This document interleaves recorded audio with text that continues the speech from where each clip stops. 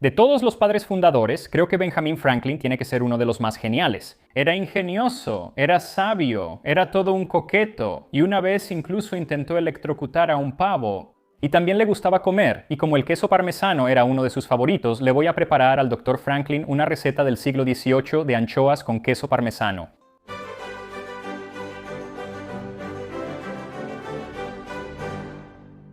Como este año es el semiquincentenario, es decir, el 250 aniversario de los Estados Unidos de América, pensé en hacer una pequeña serie sobre lo que comían nuestros padres y madres fundadores. ¿Y quién mejor para empezar que Benjamin Franklin? Ahora, como muchos de nuestros padres fundadores, Franklin escribía mucho, y uno de los temas que le gustaba tratar era la comida. Mientras vivía en Londres, escribió sobre hospedarse con una viuda anciana que sufría de gota, pero era una conversadora divertida, así que no le importaba cenar con ella, aunque las comidas fueran bastante escasas. Nuestra cena fue solo media anchoa para cada uno en una tirita muy pequeña de pan con mantequilla y media pinta de cerveza entre los dos. Pero el entretenimiento estaba en su conversación. Así que pensé que haría esta comida, pero es un poco demasiado simple, así que quise agregar uno de los ingredientes favoritos de Franklin, queso parmesano. En 1769 escribió una carta a un amigo que estaba viajando y dijo que, mientras que mucha gente está realmente interesada en las inscripciones en piedras antiguas y en iglesias viejas y todo eso, confieso que si pudiera encontrar en algún viaje por Italia una receta para hacer queso parmesano, me daría más satisfacción que la transcripción de cualquier inscripción de cualquier piedra, lo que sea. Finalmente, en 1773 recibiría una receta o fórmula muy detallada para hacer ese queso y la publicó en el Lloyd's Evening Post. Pero durante la mayor parte de su vida no pudo hacer su propio queso parmesano, así que, por supuesto, tuvo que comprarlo. Así que no te sientas mal si tienes que comprar tu queso parmesano para esta receta de William Verrill del Sistema Completo de Cocina publicado en 1759 de Anchois au Parmesan, anchoas con queso parmesano. Fría algunos trozos de pan del tamaño de una anchoa en buen aceite o mantequilla. Coloca la mitad de una anchoa con la espina sobre cada trozo y espolvorea encima un poco de queso parmesano finamente rallado. Dóralos bien en el horno o con una salamandra. Exprime el jugo de una naranja o un limón y apílalos en tu plato para llevarlos a la mesa. Esto puede parecer algo insignificante, pero nunca lo he visto regresar entero de la mesa. Pensé que esta receta era perfecta porque fue publicada en Londres en 1759, que es justamente cuando Franklin habría estado viviendo en Londres. No la primera vez que estuvo ahí con la viuda, sino un segundo viaje en el que estuvo como 15 años. Además, porque el autor incluye un nombre francés para el platillo, lo cual se relaciona con el hecho de que Franklin pasó mucho tiempo, casi una década, viviendo en París. Así que para esta receta, lo que vas a necesitar es una barra de buen pan, algo francés o italiano, diría yo. Luego, un cuarto de taza o 60 gramos de mantequilla clarificada o aceite de oliva y un par de docenas de filetes de anchoa. En el siglo XVIII, aunque podías encontrar anchoas frescas en algunas partes del mundo, en Inglaterra la mayoría estaban conservadas, empacadas en sal, así que si las tienes empacadas en sal, necesitas lavarlas para quitarles la mayor parte de la sal. Si las tienes empacadas en aceite, que es como normalmente se hace hoy en día, entonces la mayor parte de la sal ya ha sido eliminada, así que en realidad no tienes que lavarlas, pero de todas formas van a estar muy saladas. Luego, un trozo de queso parmesano, suficiente para obtener aproximadamente media taza cuando esté finamente rallado. Por último, vas a necesitar un limón, o la receta dice que puedes usar una naranja, pero la naranja a la que probablemente se referían era algo como una naranja de Sevilla, que es un poco ácida y amarga. Así que probablemente yo usaría un limón, pero si quieres una naranja dulce, adelante. Así que necesitamos empezar cortando el pan en rebanadas, y quieres que las rebanadas sean delgadas para que cuando las friamos queden crujientes. Y aunque puedes dejar las orillas, es mejor recortarlas hasta que queden del tamaño de 2 anchoas una al lado de la otra. Luego calienta el aceite o la mantequilla en una sartén. Estoy usando ghee porque tiene un punto de humo más alto que la mantequilla. Y una vez que esté bien caliente, pon algunos pedazos de pan y déjalos freír por unos 45 segundos de un lado, luego voltéalos y fríelos por otros 45 segundos. Quieres asegurarte de que queden bien crujientes y dorados, así que puede que necesites un poco más de tiempo o un poco menos, dependiendo del calor del aceite. Una vez que estén listos, puedes sacarlos y ponerlos en una rejilla para que escurran, y luego toma esa rejilla y colócala sobre una charola para hornear, pon 1 o 2 filetes de anchoa en cada pedazo de pan y espolvorea un poco de queso parmesano encima. Ahora, la cantidad de parmesano que quieras usar depende totalmente de ti. Debo decir que tiene un sabor muy fuerte y es bastante salado, al igual que la anchoa. Así que, ya sabes, tal vez solo un poco, la verdad no estoy seguro, realmente depende de ti. Luego necesitamos dorar esto y derretir un poco el queso sobre la anchoa y el pan tostado. Y la receta te da dos maneras de hacerlo. Una dice que se puede hacer en un horno, y eso es lo que estoy haciendo, bajo el asador a 350 grados Fahrenheit o 175 Celsius, pero también dice que puedes usar una salamandra. Ahora, esto no se refiere al anfibio, sino a una herramienta que era popular en los siglos XVIII y XIX, que metías al fuego para que se calentara mucho y luego la sostenías sobre la comida para dorarla. Y aunque en realidad no es un anfibio, es algo hecho de hierro, recibe su nombre por el anfibio. En parte por la forma en que se ve, pero también porque esto se remonta hasta los antiguos griegos. Se creía que las salamandras eran inmunes al fuego, y normalmente se las representa caminando entre llamas o incluso escupiendo fuego en imágenes antiguas. Pero a menos que tengas una cocina del siglo XVIII a tu disposición, como la que tienen en Townsend's, probablemente vas a querer usar el horno. Ahora, en cuanto el queso esté derretido y dorado por encima, vas a querer sacar eso del horno e inmediatamente exprimir un poco de jugo de limón o naranja encima. Entonces, antes de probar esto, quería preguntarte qué otros padres fundadores o qué tipo de historias de los fundadores te gustaría que cubriera en los próximos 6 a 9 meses mientras hago esta serie. Realmente estoy teniendo problemas para decidirme. De hecho, el único en el que ya me decidí es Benjamin Franklin, y por eso estamos aquí y por eso te voy a contar un poco más sobre lo que Benjamin Franklin tenía que decir sobre la comida. Nacido en 1706, Benjamin Franklin fue uno de los padres fundadores de mayor edad. Ya tenía 70 años cuando se firmó la Declaración de Independencia y vivió hasta los 84, así que, con una vida tan larga, no es de extrañar que sus hábitos alimenticios cambiaran considerablemente a medida que envejecía. Ahora, la primera vez que parece haber tenido alguna opinión definida sobre la comida fue cuando tenía unos 16 años, y leyó un libro del entonces famoso vegetariano y pionero defensor de los derechos de los animales, Thomas Tryon, un hombre que realmente merece un episodio completo solo para él. Después de leer los escritos de Tryon, Franklin quedó convencido de que el vegetarianismo no solo era saludable, sino también una forma moralmente correcta de alimentarse. Desafortunadamente, en la Pensilvania del siglo XVIII, ser vegetariano era difícil. Mi negativa a comer carne ocasionó una molestia, y con frecuencia me regañaban por ser diferente. Mira, él era aprendiz de impresor de su hermano Jaime y vivía con Jaime, pero Jaime no cocinaba. Más bien, él gastaba dinero para que les prepararan la comida todos los días, y esas comidas usualmente contenían carne. Entonces, Benjamín le pidió a Jaime si podía darle la mitad del dinero que gastaba en comida y él mismo se cocinaría. De esa manera, él podría comer lo que quisiera, y Jaime ahorraría un poco de dinero. La mayoría de lo que parece haber comido en ese tiempo eran papas hervidas, arroz y hasty pudding. Pero comer esta comida sencilla le daba tiempo para avanzar más en su trabajo, porque mientras Jaime y todos los demás impresores salían a comer a la mitad del día, Benjamín se quedaba en la imprenta, y tras despachar enseguida mi comida ligera, comida que a menudo no era más que una galleta o una rebanada de pan, un puñado de pasas o una tarta de la pastelería y un vaso de agua. Tenía el resto del tiempo hasta que regresaran para estudiar, en la que avancé más gracias a esa mayor claridad mental y rapidez de comprensión que suelen acompañar a la moderación en la comida y la bebida. Y tengo que estar de acuerdo con él en eso, porque francamente, después de comer, prácticamente no sirvo para nada durante las siguientes 2 horas. Ahora, fue vegetariano por un tiempo, pero no duró mucho porque habla sobre su primer viaje en barco desde Boston, en el que vio a muchas personas a bordo pescando bacalao. Esto era algo que él consideraba una especie de asesinato sin provocación, ya que ninguno de ellos había hecho ni podría hacernos ningún daño que justificara la matanza. Sin embargo, admite que antes le encantaba comer pescado, y tan pronto como olió el pescado friéndose en la sartén, su determinación empezó a flaquear. Y luego abrieron uno de los bacalaos y vio peces más pequeños dentro. Entonces pensé, si ustedes se comen unos a otros, no veo por qué nosotros no podríamos comerlos a ustedes. Así que comí bacalao con mucho gusto y seguí comiendo con otras personas, volviendo solo de vez en cuando a una dieta vegetariana. Y me encanta que él admite que, porque es un hombre racional, puede convencerse con argumentos de hacer prácticamente lo que en realidad quiere hacer. ¿No lo hacemos todos? Pero incluso cuando dejó de ser vegetariano, al menos a tiempo completo, siguió comiendo con moderación y de una manera muy extraña para la alta sociedad. Casi no bebía nada. Y sus amigos impresores, compañeros de trabajo, cuando más tarde vivió en Londres, pensaban que esto era muy extraño, ya que ellos eran grandes bebedores de cerveza.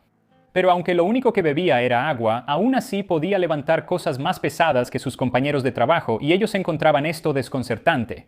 Se preguntaban cómo era posible que el americano que solo bebía agua, como me llamaban, fuera más fuerte que ellos mismos, que bebían cerveza fuerte.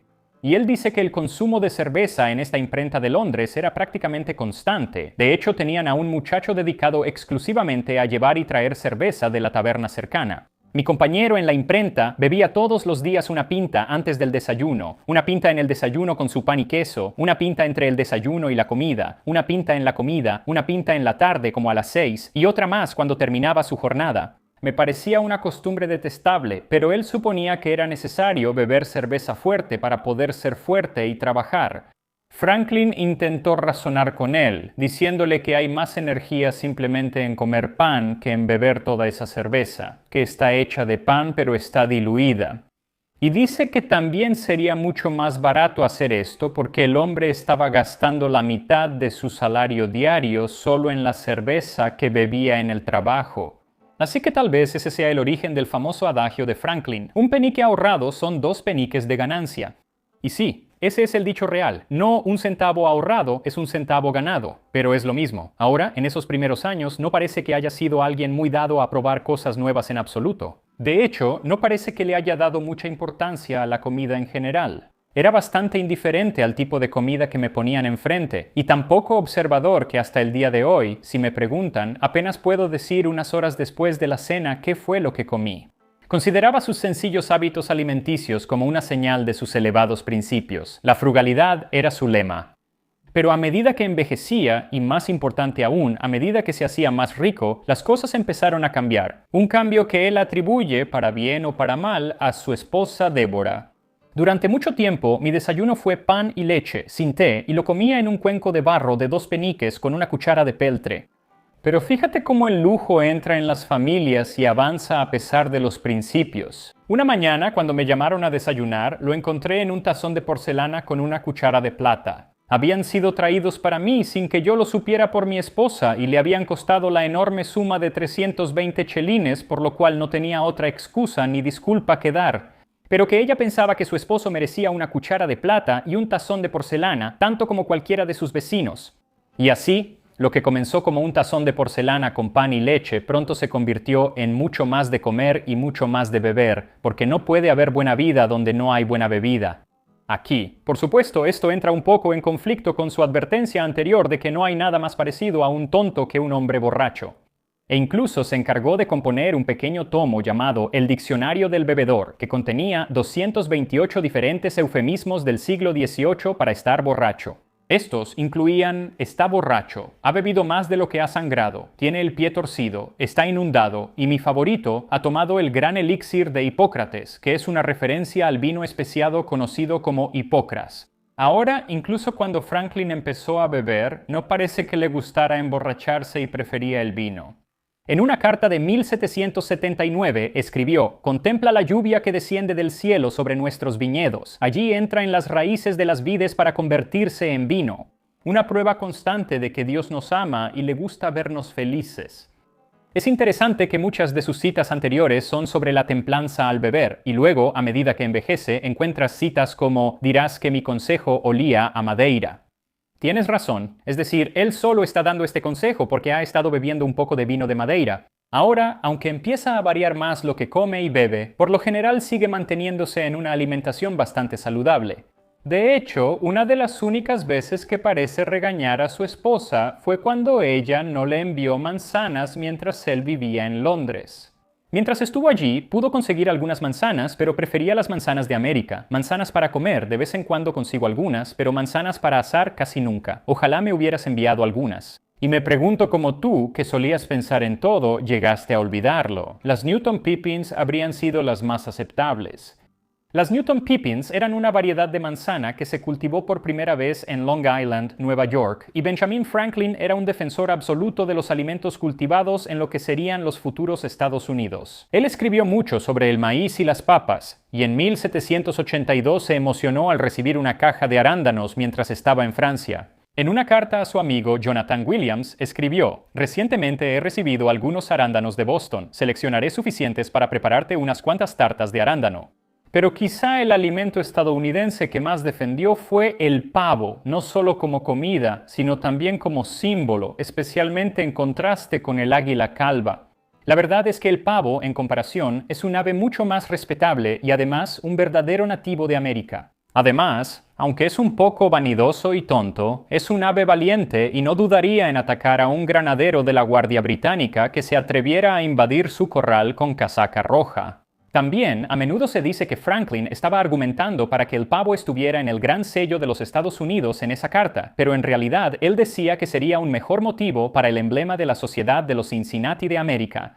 Pero claramente perdió esa discusión, ya que está en su emblema y está en el gran sello de los Estados Unidos. Pero eso no significa que alguna vez haya dejado de disfrutar el pavo. Incluso intentó electrocutar uno en 1750, ya que las aves matadas de esta manera quedan inusualmente tiernas. Desafortunadamente para Franklin, y tal vez afortunadamente para el pavo, accidentalmente tocó el cable cuando se estaba preparando para electrocutarlo, así que terminó dándose una descarga y le dolió mucho. Y le escribió sobre esto a su hermano, pero al final de esta carta dice: "No lo hagas más público porque me da vergüenza haber sido culpable de un error tan notorio". Así que aquí estoy yo haciéndolo público para, ya sabes, cientos de miles de personas. Ahora, aunque le gustaban especialmente los alimentos estadounidenses, en parte como una forma de terminar con la dependencia de Gran Bretaña, también le interesaban los alimentos extranjeros. De hecho, envió una caja de soya en grano desde China a un amigo suyo y en la carta escribe una de las primeras descripciones occidentales del tofu. Fue el relato del padre Navarrete sobre el uso universal del queso hecho de soya en China lo que despertó tanto mi curiosidad. Desde entonces he aprendido que se agrega un poco de salmuera, supongo que cuajo, al agua cuando la harina está en ella para convertirla en cuajada. De esto es de lo que se hace el tofu. Él llegó a conocer muchos otros alimentos extranjeros cuando estuvo en una misión diplomática en Francia en las décadas de 1770 y de 1780, y parece que fue ahí donde finalmente dejó de intentar comer siempre de manera moderada y saludable. Quiero decir, es Francia. Y es ahí donde empieza a comer alimentos mucho más ricos y le da un fuerte ataque de gota. En 1780 escribió un diálogo entre él mismo y su gota, donde a pesar de sus protestas, la gota lo regaña por comer un poco demasiada carne, no hacer suficiente ejercicio y quizás beber un poco de más. Pero no creo que deba preocuparme de que la gota me ataque mientras solo coma unos cuantos bocados de estas anchoas en pan tostado con queso parmesano, y aquí estamos. Una receta del siglo XVIII de anchoas con queso parmesano para Benjamin Franklin. Así que aquí está el asunto. Huelen mucho a parmesano y mucho a anchoas. Era de esperarse. No me gustan las anchoas. No sé por qué elegí esta receta. Pero lo hice. Aquí estamos. Y estoy a punto de comerlas. El asunto es que realmente no me gustan las cosas saladas. Pero vamos a intentarlo. Crujiente. Eso está realmente salado. Tarda un segundo en pegarte. Demasiado salado para mí. Dios mío. Y un poco de agua, eso realmente te seca toda la boca. Conozco a muchas personas a las que realmente les gustan las anchoas, y me gusta la pasta de anchoa cuando la usan en un aderezo César o algo así, pero las anchoas enteras son un poco demasiado fuertes para mí. En parte es por el sabor a pescado, pero en realidad es por la sal. Simplemente no soy muy fan de la sal. Sí, creo que lo rico del pan tostado, que básicamente está empapado en mantequilla, ayuda bastante. Y luego ese jugo de limón encima ayuda a equilibrar un poco, lo cual es necesario. Probablemente le vendría bien un poco más. Tal vez el jugo de naranja era la mejor opción, no lo sé. Pero francamente está demasiado salado para mí. Dicho eso, si te gusta ese sabor de anchoas y parmesano porque a mucha gente le encanta, entonces me imagino que te encantarían. No son desagradables, simplemente no son de mi gusto. Otra cosa sobre Benjamin Franklin que quería decir es que, ya que es el 250 aniversario de Estados Unidos, es interesante que Franklin expresó su deseo de ver a Estados Unidos cuando cumpliera 100 años, aunque en realidad escribió esto en 1773, así que no habría sido exactamente el centenario. Y por supuesto él no iba a llegar a eso porque habría tenido, no sé, casi 170 años, algo así. Pero en realidad tenía un plan para eso. Dijo, yo preferiría, en vez de una muerte ordinaria, ser sumergido en un barril de vino de Madeira con algunos amigos hasta ese momento, para luego ser revivido por el calor solar de mi querida patria. Ahogado en vino dulce y luego revivido para ver el centenario con sus amigos en el barril con él. Me encanta eso. Obviamente eso no sucedió, pero eso hace que sea aún más importante que nosotros valoremos poder estar presentes para el aniversario número 250 y apreciemos todo lo que personas como Benjamin Franklin hicieron por nosotros. Así que prepara unas anchoas y parmesano si te gustan. No lo hagas si no te gustan, y nos vemos la próxima vez en Tasting History.